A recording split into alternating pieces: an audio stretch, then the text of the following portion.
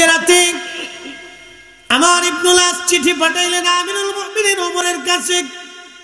চিঠির মধ্যে তিনি লিখে পাঠাইলেন, আমিরুল মুমিনিন, মিশরীয়দের প্রাচীন ধর্ম বিশ্বাস হচ্ছে কুমারী নারী তারা হত্যা করবে, জবাই করবে, রক্তগুলি গড়িয়ে গড়িয়ে নীল নদের পানিতে যাবে আর নীল নদে জোয়ার আসবে। সেই মোতাবেক এই বছরও তারা একটা মেয়েকে, কুমারী মেয়েকে বাছাই করে নীল নদে জবাই করার জন্য নিয়ে যাচ্ছিল। আমি বাধা দিয়েছি, কিন্তু তাদের দাবি হলো নীল নদে জোয়ার এনে দিতে হবে। যদি আমরা জোয়ার এনে দিতে পারি তাহলে কোনোদিন আর এই নারী হত্যা হবে না। বিশ্ববিখ্যাত মুহাদ্দিস হাদিস বিশারদ ইমাম আবুল ফরাজ ইবনুল জৌজি তিনি তেনার কিতাব উয়ুনুল হিকায়াতের মধ্যে তিনি লিখেছেন, আহা খুব মনোযোগ দিয়ে শুনবেন। হযরত ওমর রাদিয়াল্লাহু আনহুর কাছে চিঠি চলে গেল মদিনায় মুনাওয়ারায়। হযরত ওমর চিঠিখানা পড়লেন। চিঠিখানা পড়ার পরে হযরত ওমর আর একখানা চিঠি লিখলেন। তিনি আরেকটা চিঠি লিখলেন। চিঠির মধ্যে লিখলেন, হে নীলনদ, আমি আমিরুল মুমিনিন ওমর ইবনুল খাত্তাব বলতেছি, তুমি নীলনদ যদি আল্লাহর হুকুমে প্রবাহিত হও তাহলে আমি ওমর বলতেছি তুমি আল্লাহর হুকুমে প্রবাহিত হয়ে যাও। আর তুমি যদি আল্লাহর হুকুমে প্রবাহিত না হয়ে নিজের ইচ্ছায় প্রবাহিত হও তাহলে হে নীলনদ তুমি প্রবাহিত হওয়া লাগবে না।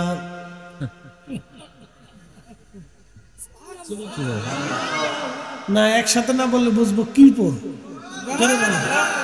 একসাথে বললে আল্লাহু আকবার।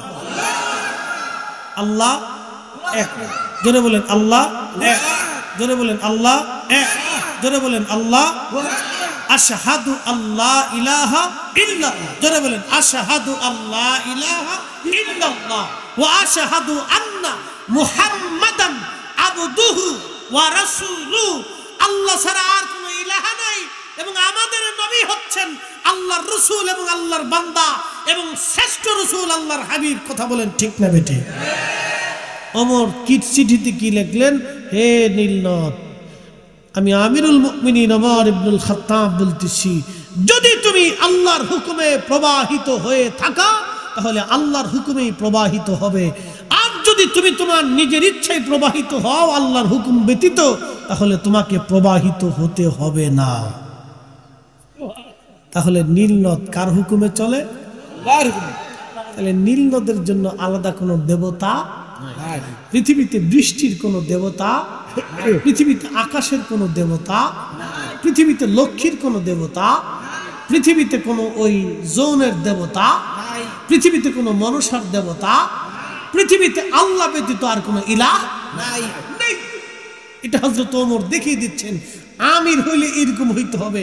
এইরকম আমির আধ্যাত্মিকতা ছিল শাহজালালের ভিতরে, যার কারণে বঙ্গে এসেছিলেন, বিজয় হয়েছিল। এই আমির ছিলেন খাজা বাবা আজমিরি, যার কারণে যেদিকে তাকিয়েছেন বিজয় হয়েছে। এই আমির ছিলেন মুজাদ্দিদ আল ফেসানি সেরহিন্দি, যেদিকে তাকিয়েছেন বিজয় হয়েছে। এই আমির ছিলেন সাহেব কেবলা ফুলতলি, যার কারণে কোটি কোটি মানুষ ওনার দিকে রুজু হয়েছে। কথা বলেন ঠিক না বেটি? আমির আমিরের মতো হতে হবে, তাহলে বিজয় হবে।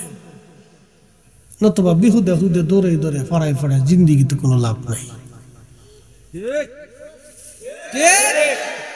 ইউনুসি বালা, ইউনুসি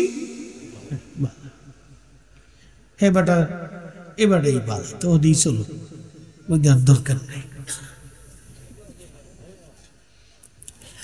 হাজারাতে আমার চিঠিখানা লিখে ভাঁজ করে বার্তাবাহকের হাতে দিয়ে বললেন, বার্তাবাহক চিঠিখানা নিয়ে সেনাপতি আমর ইবনুল আসের হাতে দিবে আর বলে দিবে ওমর বলে দিয়েছেন চিঠিখানা নিয়ে যেন নীল নদের মধ্যে ছেড়ে দিয়ে আসে।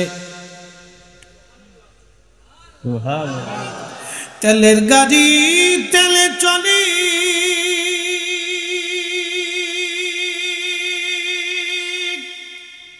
হাওয়ার গাড়ি হাওয়ায় উড়ে, বিনা তেলে চালায় গাড়ি নবী সুলাইমান। আমরা সেই মুসলমান, আমরা সেই মুসলমান। ঠিক কিনা? চিঠিখানা নিয়ে নীল নদের মধ্যে ছেড়ে দিয়ে আসো। সেনাপতি আমর ইবনুল আস চিঠিখানা নিয়ে নীল নদের মধ্যে ছেড়ে দিলেন। ছেড়ে দিয়ে চলে আসলেন। এখন আমার প্রশ্ন জবাব দিবেন, নীল নদের কি কোন মাদ্রাসায় পড়ছে, কোন স্কুলে পড়েছে? তাহলে নীল নদের কাছে ওমরের চিঠি কে পৌঁছাইল? নীল নদের কাছে ওমরের ভাষা কে জানাইল? আল্লাহ আল্লাহ আল্লাহ। তার মানে বুঝে গেল আমির শুধু আমির না, আমিরের শরীয়ত আছে, আধ্যাত্মিকতাও আছে। শুধু আমির আমির না, আমিরের শরীয়ত আছে, আধ্যাত্মিকতাও আছে। ইলমুল কালব আছে, ইলমুল কালব আছে, ইলমুল কালব আছে, ইলমুল কালব। শুধু নামাজ থাকলে হবে না, ইলমুল কাল থাকতে হবে। শুধু হাদিস জানলে হবে না, ইলমুল কাল থাকতে হবে। আমিরের যদি ইলমুল কাল না থাকে তাহলে ওই আমির দিয়ে কোনোদিন বিজয় অর্জন করা সম্ভব না।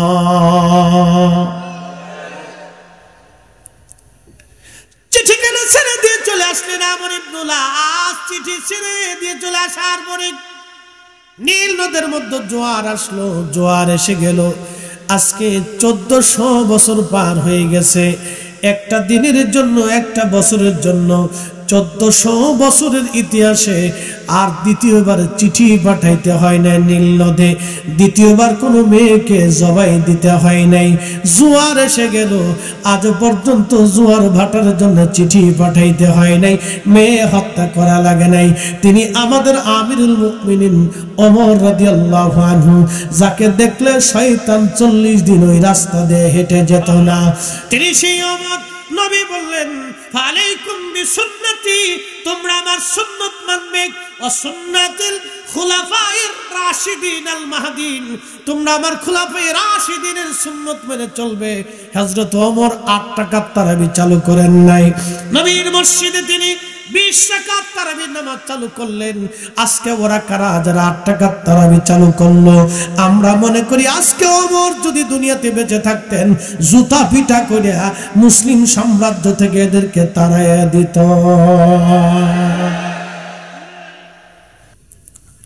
প্রিয় মুসলমান নবীগঞ্জবাসী, বুঝে যাবেন আজ হযরতে সুলাইমান আলাইহিস সালামের কথা বলছিলাম। বিরাট বড় বাহিনী নিয়ে উনি রওনা করেছেন। এমন সময় পিঁপড়ার দল, পিঁপড়ার ওয়াজ করতেছিলাম। পিঁপড়া, এই পিঁপড়ার দলের যে মালিক আছে, বাদশা রানী, এই রানী তখন ডাক দিল, ইয়া আইয়ুহান্নামল, হে পিঁপড়ার দল, উদখুলু মাসাকিনাকুম। কোরআনে আল্লাহ সূরা নমলে লেখছেন, উদখুলু মাসাকিনাকুম, তোমরা উদখুলু মাসাকিনাকুম, তোমরা গর্তের মধ্যে তাড়াতাড়ি পালাও। এই পিঁপড়া, তাড়াতাড়ি আয়, গর্তের মধ্যে পালা। একসাথে বলবেন আল্লাহু আকবার। কে ডাক দিছে? পিঁপড়ার রাজা, মহিলা রাজা, এই জন্য নমল শব্দ আসছে। ইয়া আইয়ুহান্নাম, এ পিপিলিকার দল, তাড়াতাড়ি গর্তের মধ্যে পালাও। সুলাইমান আসতেছে, কারণ পিঁপড়ায় যে ধমক দিছে, কথা বলতেছে, এটার আওয়াজ সুলাইমান আলাইহিস সালামের কানে যায় লাগছে। তাহলে কানের পাওয়ার কত? এই কানের ভিতরে কি মেশিন বসানো ছিল দেখেন। ফাতাবাসসামা দাহিকা, সুলাইমান আলাইহিস সালাম মুস্কি মুস্কি হাসে, কা আল্লাহ কি শিখাইলা আমারে, তুমি কি বিদ্যা দিলা যে পিঁপড়ায় কথা কয় হে তাও জানি। আল্লাহু আকবার। এই বিদ্যা এখনো পৃথিবীতে আছে। কথা কন না, এই বিদ্যা এখনো পৃথিবীতে আছে, কিন্তু সবার কাছে নাই। এটা যাদের কাছে আছে তাদের কাছে যাইতে হলে একবারে সর্বপ্রথমে হালালের জিন্দেগি গঠন করিয়া দুনিয়াকে লাথি ভেঙে আল্লাহর জন্য নিজের জীবনকে কুরবানি করতে হবে। কথা বলেন ঠিক না ঠিক? এটা সবাই পারে, কিন্তু আবার যেটার মোজ দাঁড়িয়ে এক হয়ে গেছে এটা হইতো না। একদল আছে কোনটা মোজ কোনটা দাড়ি নিজেও কইতারি না। 7-8 দিন শরীর গোসল মোসল করে না, শরীর দেখে পাড়ার গন্ধ।